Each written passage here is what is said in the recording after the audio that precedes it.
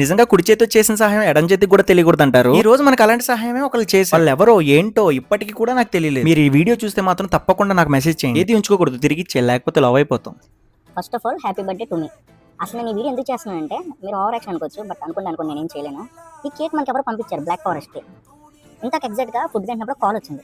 కాల్లో వాళ్ళు ఏం అడ్రస్ చేస్తున్నారంటే వాళ్ళకి నా అడ్రస్ ఏం తెలియదు, జస్ట్ కాల్ చేశారు, నన్ను అడుగుతున్నారు అడ్రస్ ఎక్కడ అని హిందీలో.